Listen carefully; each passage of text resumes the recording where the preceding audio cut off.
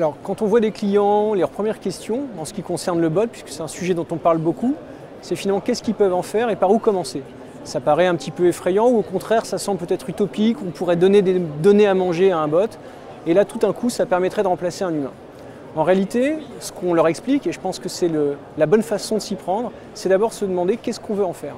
Est-ce que c'est un sujet de ROI? Est-ce qu'on veut remplacer des personnes pour un self-care? Ou est-ce qu'on veut au contraire créer une nouvelle offre commerciale avec une certaine forme d'efficience commerciale qui ferait des propositions de valeur, des propositions de nouveaux produits? Et à partir de là, je dirais le reste en découle. C'est-à-dire d'abord, si on veut faire de la ROI, sur quels canaux?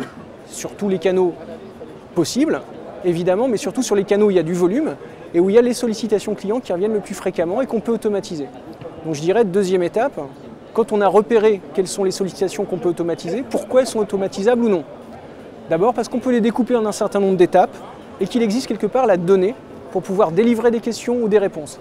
Un bot, c'est un peu Jeopardy en quelque sorte. On a toutes les réponses, mais il faut savoir quelles questions vont poser les clients. Il va falloir finalement nourrir un bot avec toutes ces questions pour qu'il puisse comprendre les questions des clients. Et ensuite, il faut aller chercher les réponses dans le système d'information pour les délivrer.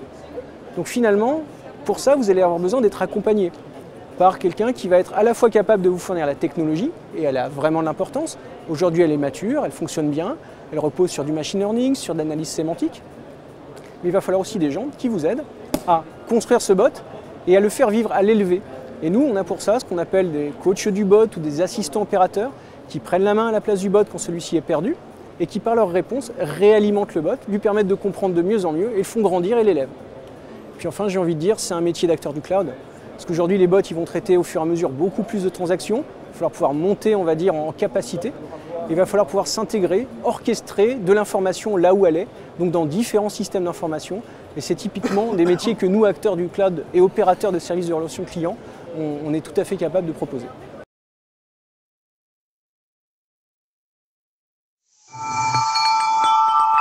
People matter, results count.